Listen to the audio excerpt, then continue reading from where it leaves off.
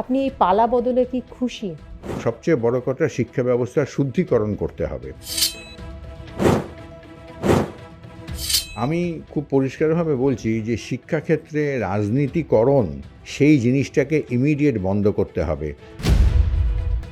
এক চক্রান্ত, রাজনৈতিক চক্রান্তে সেটা আর পরে সম্ভব হয়ে ওঠেনি, আমি সরে এসেছিলাম। ঘেরাও রাজনীতি সম্পূর্ণভাবে আইন করে বন্ধ হওয়া দরকার। প্রথমত, আমি কোনো ইলেক্টেড রাজনৈতিক নেতা নই যে আমার জনগণকে তুষ্ট করে চলতে হবে। 2014 সাল, যাদবপুর বিশ্ববিদ্যালয় হোক কলরব, আপামর বাঙালির মনে এখনো গেঁথে আছে বলা যেতে পারে। এবং সেই সময় যাদবপুর বিশ্ববিদ্যালয়ের উপাচার্য যিনি ছিলেন অভিজিৎ চক্রবর্তী, তিনি পদত্যাগ করেন। 2014 পরে অনেক বছর কেটে গেছে এবং তারপর শিক্ষাক্ষেত্রে দেখা গেছে নানা রকম চাপান উতর। আমরা সেই সমস্ত বিষয় নিয়েই আজকে কথা বলবো। আমাদের সঙ্গে আছেন যাদবপুর বিশ্ববিদ্যালয়ের প্রাক্তন উপাচার্য অভিজিৎ চক্রবর্তী। স্যার, আপনাকে আর+ নেক্সটে স্বাগত। স্যার, রাজ্যে পালা বদল হয়েছে এবং পালা বদলের পর দেখা যাচ্ছে বর্তমান রাজ্য সরকার, নতুন রাজ্য সরকার শিক্ষাক্ষেত্রের জন্য একাধিক তারা পদক্ষেপ গ্রহণ করছেন, সিদ্ধান্ত গ্রহণ করছেন। শিক্ষাক্ষেত্রে যাতে স্বাধিকার বজায় থাকে সে নিয়েও কিন্তু তারা সিদ্ধান্ত নিয়েছেন। তো কি বলবেন, আপনি এই পালা বদলে কি খুশি? প্রথম বলি যে শিক্ষাক্ষেত্রের যা অবস্থা এবং শিক্ষার মান যেরকম তলানিতে এসে পৌঁছেছে, সেক্ষেত্রে প্রচুর কাজ করতে হবে এবং বোধহয় খোল নলচে না পাল্টালে শিক্ষা ব্যবস্থা আর সেই আগের জায়গায় ফিরবে না। আমাদের অল্প বয়সে ছোটোবেলায় স্কুল কলেজ লাইফে যেরকম ছিল, সেই জায়গায় ফেরাতে এলে প্রচুর কাজ এখনও বাকি।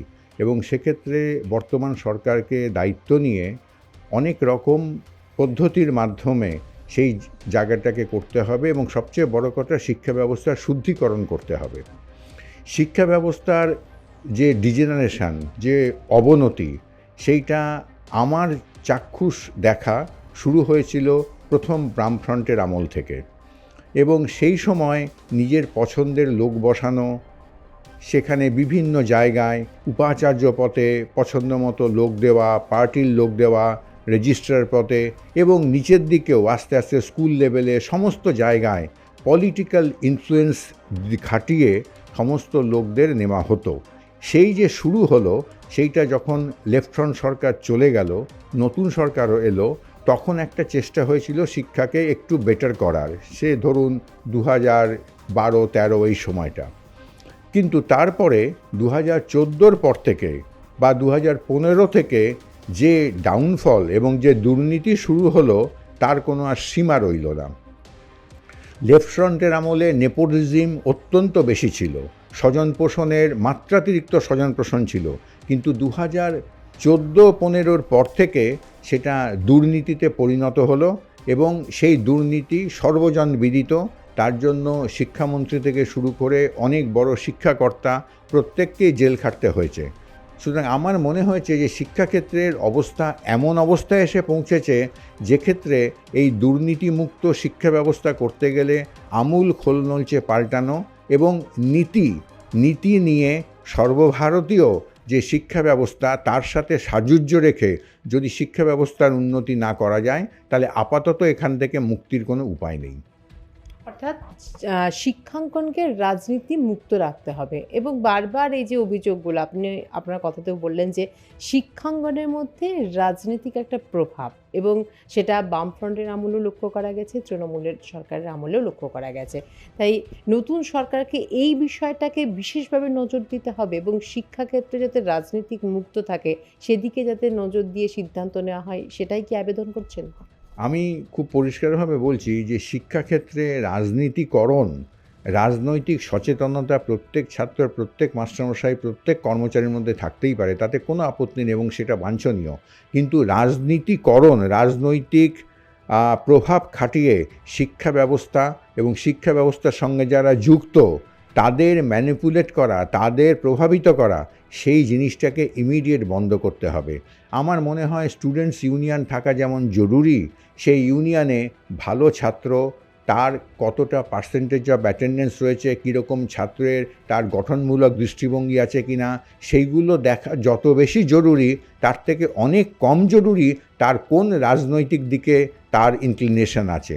সুতরাং শিক্ষাক্ষেত্রে রাজনীতির প্রভাব একেবারেই মুক্ত করতে হবে, এবং সেই সঙ্গে এই যে ইউনিভার্সিটিগুলোতে কোনো ক্ষেত্রে মদ, মাদক, জুয়া ইত্যাদি যে শুরু হয়েছে, সেই জায়গাগুলো এবং একাডেমিক ডিসিপ্লিন, সেই জায়গাটাকে মেনটেন না করতে পারলে কিন্তু ছাত্রদের মধ্যে যে শিক্ষার যে প্রভাব, শিক্ষার যে ভালো দিকটা, সেইটাকে তুলে ধরা সম্ভব হবে না। আমি চেষ্টা করেছিলাম এবং আমি করেছিলাম শিক্ষা আঙ্গনকে যাতে দুর্নীতিমুক্ত এবং মদ মাদক মুক্ত করা যায়, কিন্তু এক চক্রান্ত, রাজনৈতিক চক্রান্তে সেটা আর পরে সম্ভব হয়ে ওঠেনি, আমি সরে এসেছিলাম। কিন্তু আমার মনে হয় এখন যারা এসছেন নতুন সরকার, তাদের এই ব্যাপারে কঠোর পদক্ষেপ নেওয়া দরকার, যাতে প্রত্যেকটি শিক্ষাঙ্গন এখানে দুর্নীতিমুক্ত হয়, প্রত্যেকটি শিক্ষাঙ্গনে যেন রাজনৈতিক প্রভাব সরাসরিভাবে তাকে প্রভাব খাটিয়ে কিছু করতে না পারে, এবং সবচেয়ে বড় কথা হলো ছাত্রদের মধ্যে রাজনৈতিক প্রভাব খাটিয়ে কোনো কিছু পাইয়ে দেওয়ার রাজনীতি থেকে তাদের সরিয়ে আনতে হবে, সেই জায়গাটাকে দেখা দরকার।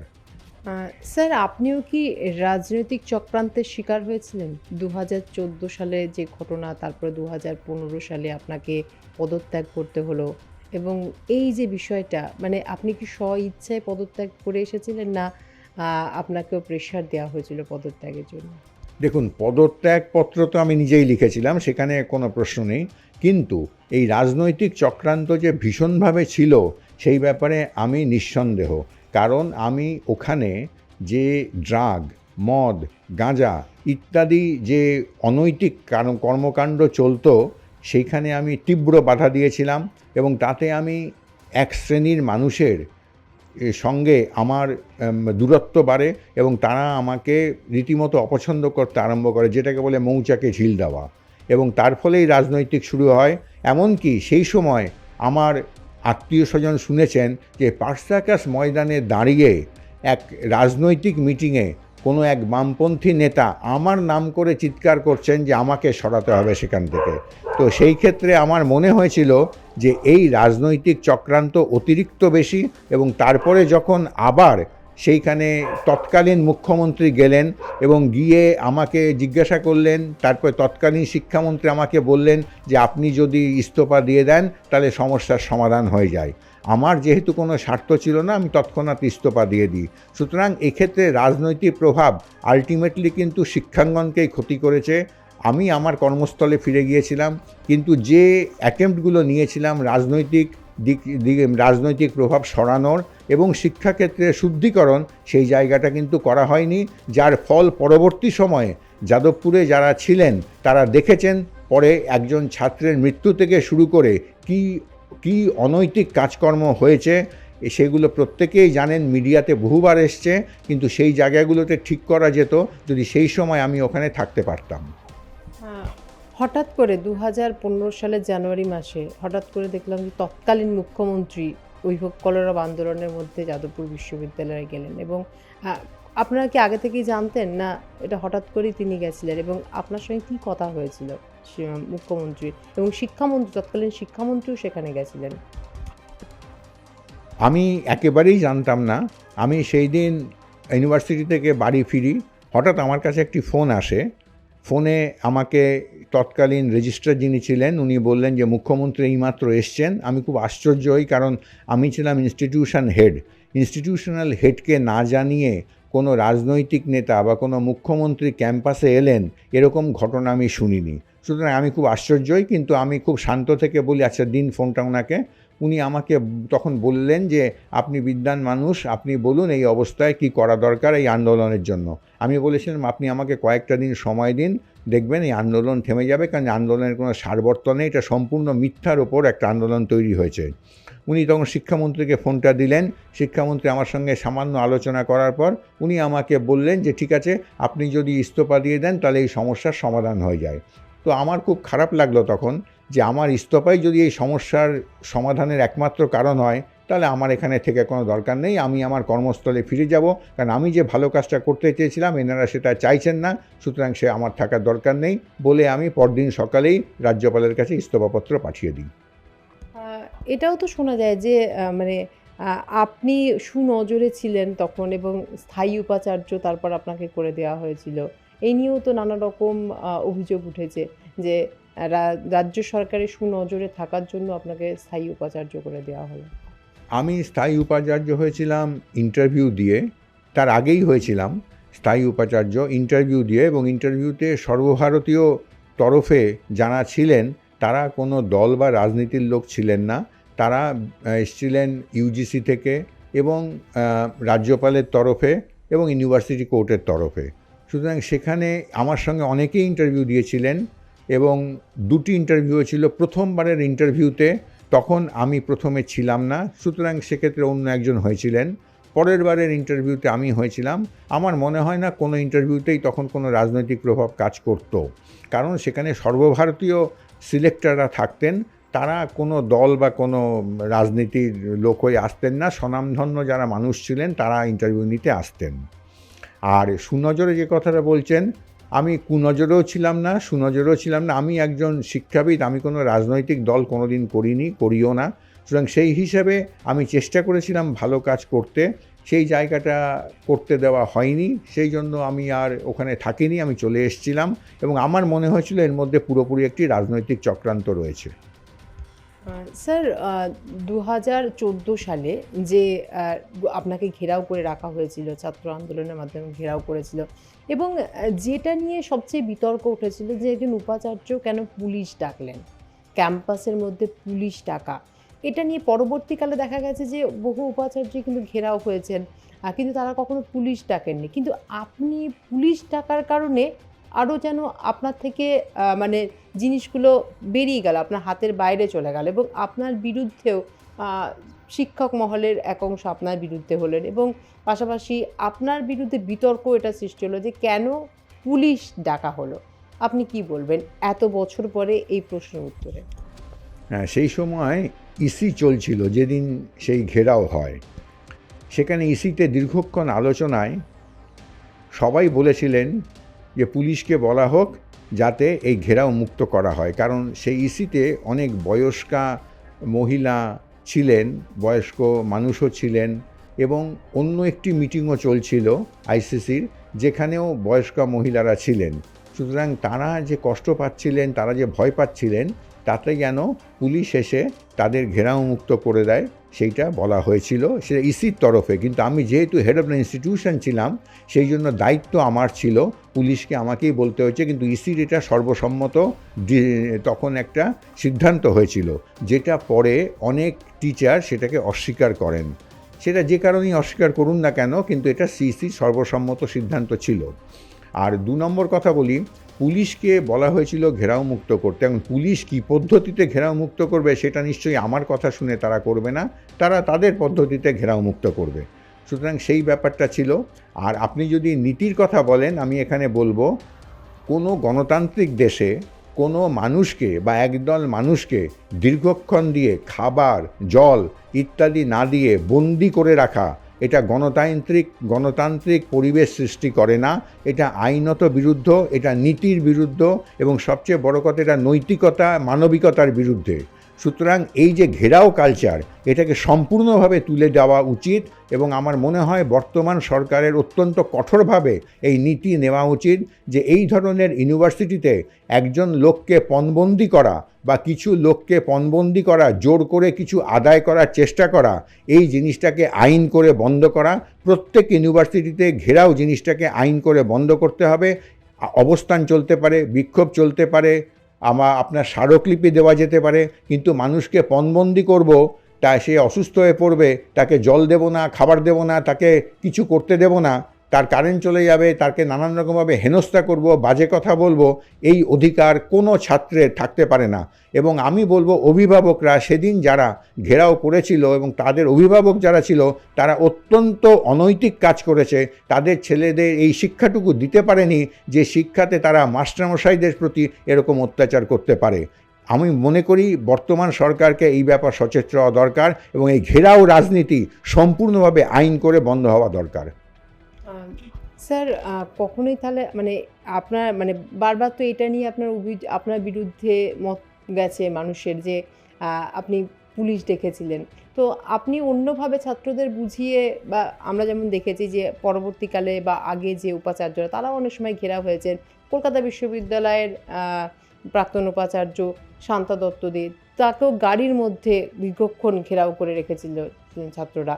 তো সেক্ষেত্রে তিনিও পুলিশ ডাকেননি বা তাদেরকে বলেননি যে সরে যেতে। তো আপনার কখনো কি মনে হয়েছে যে না, যদি একটু মাথা ঠান্ডা করে কাজ করতাম তাহলে হয়তো আমার বিপক্ষে যেত না সবকিছু, আমি সেদিন একটা হ্যান্ডেল করতে পারতাম? কখনো কি মনে হয়েছে? প্রথমত, আমি কোনো ইলেক্টেড রাজনৈতিক নেতা নই যে আমার জনগণকে তুষ্ট করে চলতে হবে, ১ নম্বর।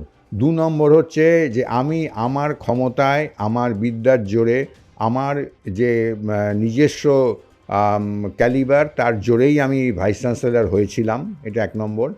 ২ নম্বর হচ্ছে যে এই ঘেরাও রাজনীতির আমি বিরোধী এবং আমি মনে করি এটা গণতান্ত্রিক পরিবেশ নষ্ট করে। ৩ নম্বর যেটা হচ্ছে, ছাত্রদের সেদিন ৪ থেকে ৫ ঘন্টা বোঝানো হয়েছিল। আমি নিজে এবং বিভিন্ন টিচার যারা ছিলেন, তারা অত্যন্ত সিনিয়র টিচার, তারা প্রচুর চেষ্টা করেছিলেন বোঝানোর।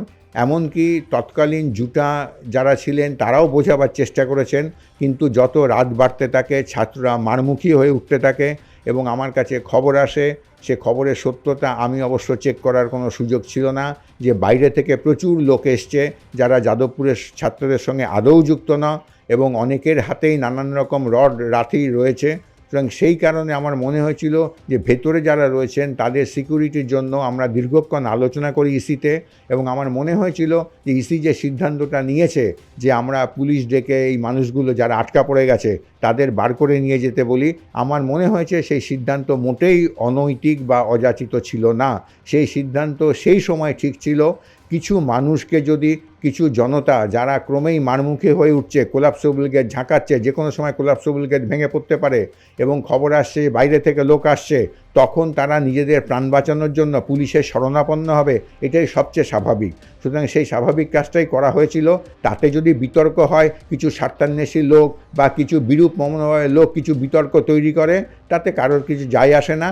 আলটিমেটলি শিক্ষাক্ষেত্রেরই অপমান হয় এবং শিক্ষাক্ষেত্রে একাডেমিক ডিসিপ্লিনই তাতে নষ্ট হয়। আপনার কি মনে হয় যে উপাচার্যদের হাতে আরও বিশেষ কিছু ক্ষমতা দেওয়া উচিত, যাতে মানে বিশ্ববিদ্যালয়ের মানে শান্তি শৃঙ্খলা আরও বিশেষভাবে বজায় রাখতে পারেন বা তারা সিদ্ধান্ত নিতে পারেন? প্রথমত, উপাচার্যদের সম্পূর্ণভাবে রাজনৈতিক প্রভাবমুক্ত হতে হবে। ২ নম্বর হচ্ছে যে স্ট্যাটিউট আছে এবং যে রুলস অ্যান্ড রেগুলেশনস আছে সেইগুলোকে অক্ষরে অক্ষরে মেনে চলতে হবে। ৩ নম্বর হচ্ছে ছাত্রদের মধ্যে একাডেমিক ডিসিপ্লিন আনতে হবে। সেই সময় হাইকোর্ট যে রায় দিয়েছিলেন যাদবপুরের ক্ষেত্রে, সেই রায় অত্যন্ত তাৎপর্যপূর্ণ ছিল। সেই রায়কে অক্ষরে অক্ষরে মানতে হবে এবং একাডেমিক্স যাতে ভালো থাকে, ভালো শিক্ষক নিয়োগ হয়, যাতে উচ্চশিক্ষায় অগ্রগতি হয়, রিসার্চ হয় এবং সেলফ সাস্টেইনিং ইউনিভার্সিটিগুলো হতে পারে, সেই দিকে কিন্তু নজর দিতে হবে। শিক্ষাক্ষেত্রে রাজনীতিকরণ করার চেষ্টা করলে বা উপাচার্য যদি রাজনৈতিক নেতাদের দয়ার ওপর থাকেন, তাহলে কিন্তু তার পক্ষে ইউনিভার্সিটি চালানো সম্ভব হবে না এবং ইউনিভার্সিটি ক্ষতি হবে। ইউনিভার্সিটিতে ডাইরেক্ট রাজনীতি কোনো মতেই কাম্য নয়। আমার শেষ প্রশ্ন স্যার, নতুন সরকার গঠন হয়েছে এবং সেই সরকার ইতিমধ্যেই বেশ কিছু সিদ্ধান্ত নিয়েছেন। নতুন সরকারের কাছে আপনার কি প্রত্যাশা? নতুন সরকারের কাছে আমার ৩টি প্রত্যাশা। প্রথম প্রত্যাশা হচ্ছে স্কুল এডুকেশন। স্কুল এডুকেশনে যারা মেরিটোরিয়াস মানুষ, যারা ছাত্র পড়াতে পারবেন, যারা ভালো শিক্ষক হতে পারবেন, সেইভাবে স্ক্রিনিং করে স্কুল এডুকেশনটাকে ঠিক করা এবং স্কুলগুলোকে, সরকারি স্কুলগুলোকে ঠিকমতো সাহায্য দিয়ে, ঠিকমতো পরিদর্শন দিয়ে, রাজনীতির প্রভাব মুক্ত করে, লোকাল কাউন্সিলর বা নেতাদের থেকে সরিয়ে এনে সেই স্কুলগুলোকে দাঁড় করানো, কারণ স্কুল দিয়েই কিন্তু শিক্ষার মেরুদণ্ড তৈরি হয়। এরপরে আসছে কলেজে রাজনৈতিক ইউনিয়ন, এই যে টাকা তোলাবাজি, এই যে ইউনিয়নের থেকে ছাত্রদের থেকে টাকা নেওয়া, এগুলো সম্পূর্ণভাবে বন্ধ করতে হবে এবং প্রিন্সিপালদের হাতে ক্ষমতা থাকবে যে প্রিন্সিপালরা রাজনৈতিক নেতাদের বশংবদ হবে না, সেইভাবে প্রিন্সিপাল সিলেক্ট করতে হবে এবং সেইভাবে ইউনিয়নগুলোকে কন্ট্রোল করতে হবে। 3 নম্বর হচ্ছে আরও উচ্চশিক্ষায় অর্থাৎ ইউনিভার্সিটি লেভেলে ভাইস চ্যান্সেলর যারা একদম রাজনৈতিক সঙ্গে যুক্ত নয়, মেরিটের মাধ্যমে, আমি তো বলবো বিভিন্ন স্টেট থেকে ভাইস চ্যান্সেলর এলে ভালো হয়, শুধুমাত্র ওয়েস্ট বেঙ্গল থেকে না, অন্যান্য স্টেট থেকে আরও কিছু ভাইস চ্যান্সেলর আসা উচিত, যে যারা একদম নিরপেক্ষভাবে ইউনিভার্সিটির উন্নতি করতে পারবেন, স্ট্যাটিউট অনুযায়ী কাজ করতে পারবেন এবং সম্পূর্ণভাবে ঘেরাও রাজনীতিকে বেআইনি করা এবং ছাত্রদের মধ্যে, শিক্ষকদের মধ্যে রাজনীতির ডিরেক্ট প্রভাব সেইটাকে বন্ধ করতে হবে এবং বিভিন্নভাবে ন্যাশনালাইজেশন করতে হবে। অর্থাৎ বিভিন্ন স্টেট থেকে লোক আসবে, টিচার আসবে, শুধুমাত্র ওয়েস্ট বেঙ্গল থেকেই টিচাররাই পড়াবে তা না, আমার বিহার থেকে, উড়িষ্যা থেকে, আসাম থেকে, মধ্যপ্রদেশ থেকে, উত্তরপ্রদেশ থেকে, সাউথ ইন্ডিয়া থেকে টিচার আসবেন, যেরকমভাবে আইআইটি এনআইটিগুলো চলে। এবং আইআইটি এনআইটিগুলো যে নিয়মে ছাত্রদের রাজনীতি মুক্ত করে রাখে, সেই নিয়মগুলো আমাদের স্টেট ইউনিভার্সিটিতেও করতে হবে। অনেক ধন্যবাদ স্যার। আমরা কথা বললাম যাদবপুর বিশ্ববিদ্যালয়ের প্রাক্তন উপাচার্য অভিজিৎ চক্রবর্তীর সঙ্গে। পালাবদল ঘটেছে, নতুন সরকার গঠন করেছেন, ইতিমধ্যে একাধিক সিদ্ধান্ত নিয়েছেন এবং সেই নতুন সরকারের কাছেও শিক্ষাঙ্গনের জন্য একগুচ্ছ প্রত্যাশা রয়েছে প্রাক্তন উপাচার্য অভিজিৎ চক্রবর্তীরও। ক্যামেরায় জয়ন্ত চক্রবর্তীর সঙ্গে নাজের রহমানের রিপোর্ট, আর প্লাস নিউজ, কলকাতা।